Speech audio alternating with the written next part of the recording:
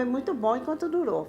Tudo que eu tenho eu devo para Carioba. O que tinha de mais gostoso era a tranquilidade, porque nós podíamos realmente dormir com a porta aberta. Era um pedacinho do céu na época, era um paraíso que morava lá. A gente viveu a maior parte da vida da gente, a infância, a juventude.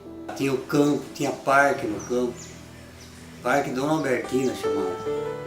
É triste de você saber que você vivenciou isso daí e não foi preservado, né? Os nossos filhos nunca verão isso daí, senão através de fotos, né? Ali era uma cidade, né? Acabou no que é agora, né? É uma saudade que dói, né? Até hoje, às vezes você olha pro lado de lá, você lembra tudo que era aqui, do jeito que tá hoje.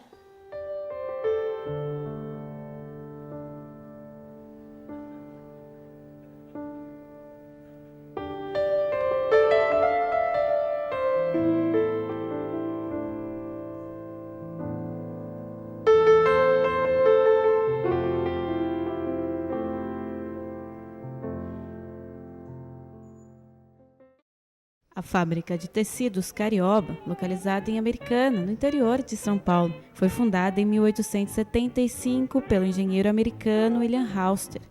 Ela ficava próxima à estação férrea Santa Bárbara e produzia tecidos de algodão. Em 1883, o local passa a ser administrado pelos irmãos ingleses George e Clement Wilmot. Nesta época, foram construídas as primeiras casas de operários que dariam origem à Vila Carioba. No entanto, a fábrica foi à falência em 1886 e ficou fechada durante 5 anos. Em 1901, a propriedade foi colocada à venda e comprada pelo comendador alemão Franz Miller, que residia em São Paulo. Miller compra também a fazenda Salto Grande, localizada a poucos quilômetros da vila.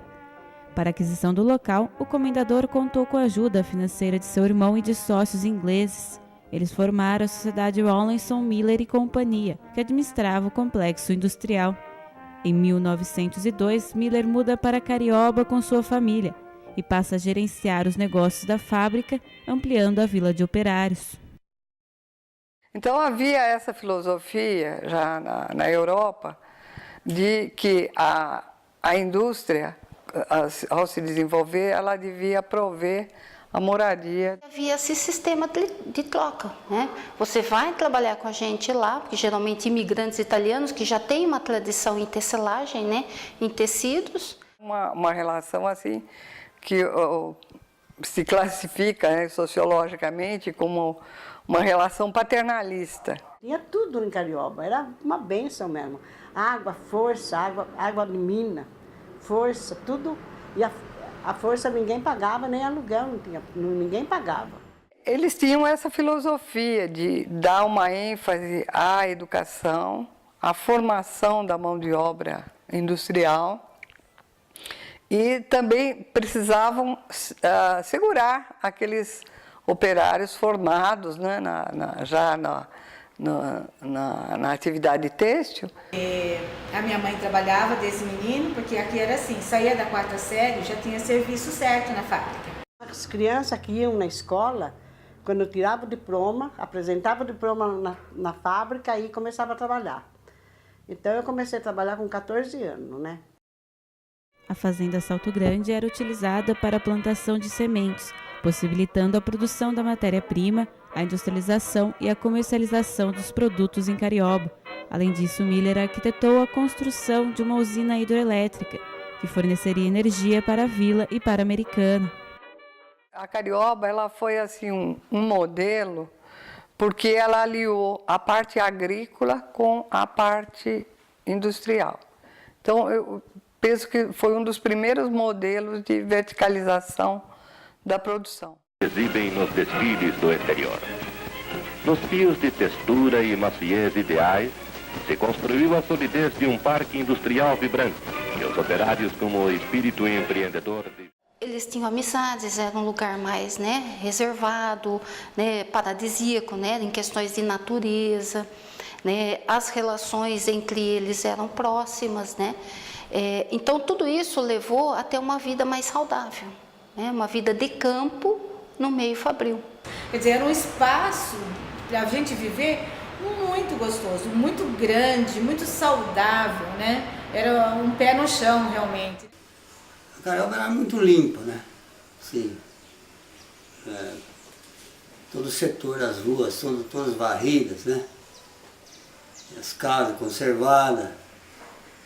Quando você queria, o que você queria fazer na casa, era só ir no escritório lá, como meu pai trabalhava lá, pedir uma ordem lá, e aí quando chegar, porque tinha lá uns pedreiros, pintor, só para isso, né? E a cultura europeia, ela é muito ligada a artes, né, ao esporte. Então, teatro, cinema, música, escola. Tinha igreja, tinha baile, tinha tudo. O campo lá, quantas vezes teve piquenique de fora, que era a melhor coisa que tinha, era fazer piquenique no campo lá em Carioba. Tinha coreto, tinha tudo. Com a morte do comendador Franz Miller em 1920, os filhos mais velhos, Hans e Hermann, assumiram os negócios da família. O auge da Carioba foi a década de 20 a 30. E foi o período também, a partir do final da década de 1920, que se inicia esse processo de trabalho à fação. O desenvolvimento da vila também foi essencial para o crescimento da indústria têxtil americana. Na década de 30, a fábrica possuía mais 700 operários, contava com 500 teares e produzia 7 milhões de metros em tecidos de algodão. Eu fiquei só 1 ano e 8 meses ali. Eu era ajudante de tecelão, as lançadeiras, tem a trama que corre no tiar, vai fazendo o pano. Eu era encarregado de manutenção, de manter sempre cheia essas lançadeiras. E dava trabalho. Em 1929, a crise afetou a exportação dos produtos nacionais. Nesta época, o cenário político brasileiro também sofria grandes mudanças. Aqui no Brasil acontece a Revolução de 1930, a ascensão do Getúlio Vargas ao poder, né? Um período assim bastante longo, mas e aí eles tiveram grande dificuldade, acabaram vendendo a usina hidrelétrica lá do Salto Grande e construíram a usina da Cariobinha. O Hans queria construir a usina hidrelétrica.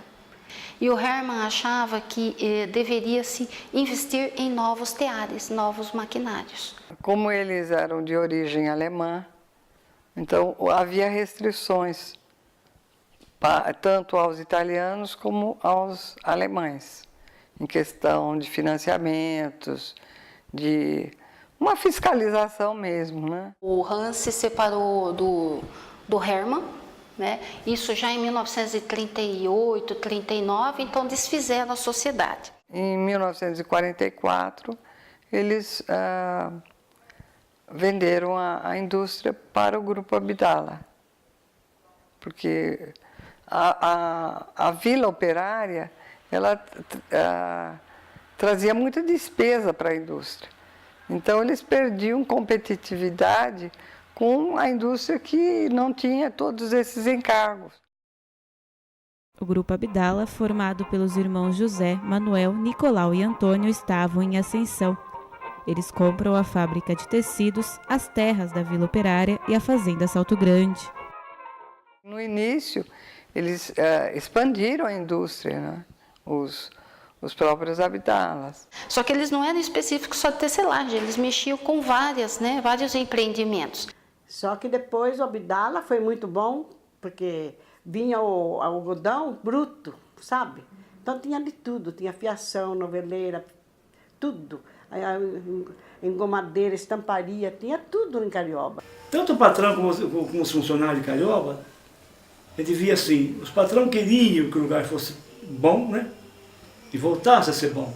E o povo também queria colaborar para que voltasse a ser bom. Então os dois tinham interesse em que fosse bom.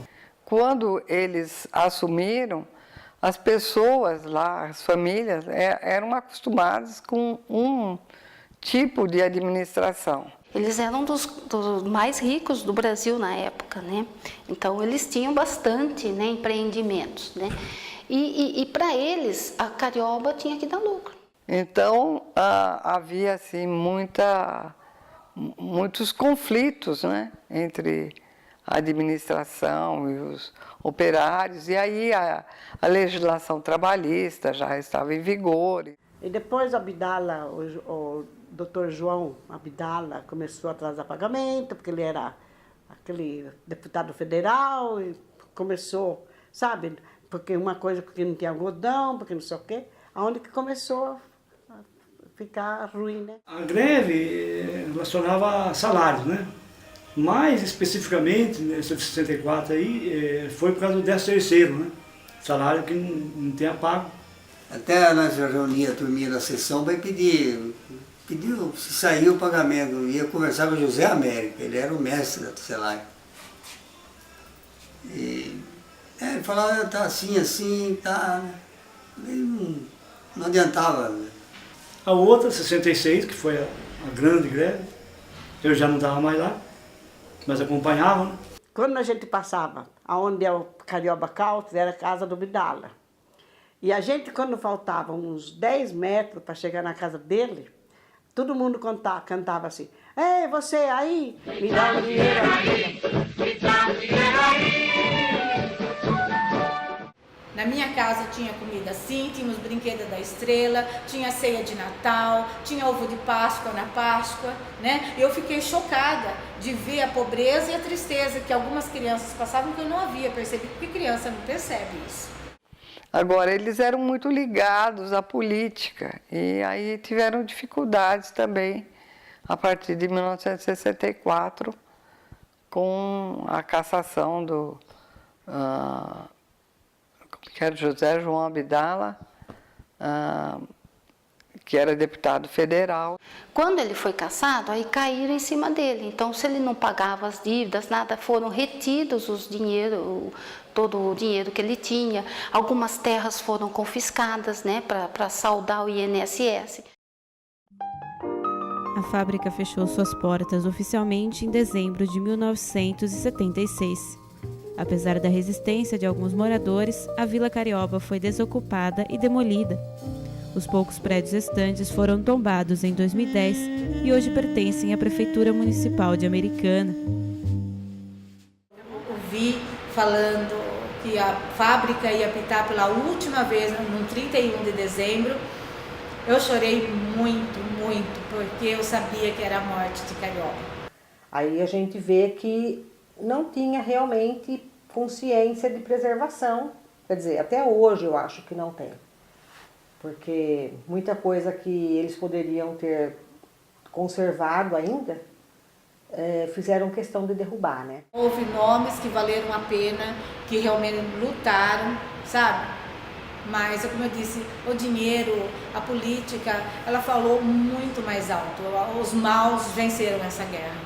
Triste, porque você chega lá, tem uma arvorinha lá que eu falo aqui, eu sei que era minha casa por causa daquela arvorinha que tem, né? Você passando naqueles terrenos lá, você não tem noção de como que eram as casas ali, né?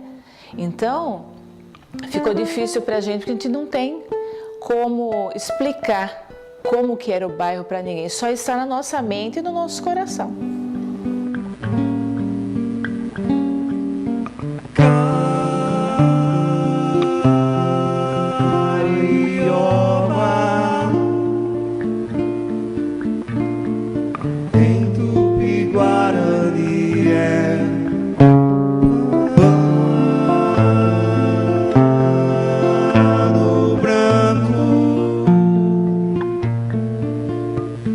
João Batista Padroeiro é o nome do santo.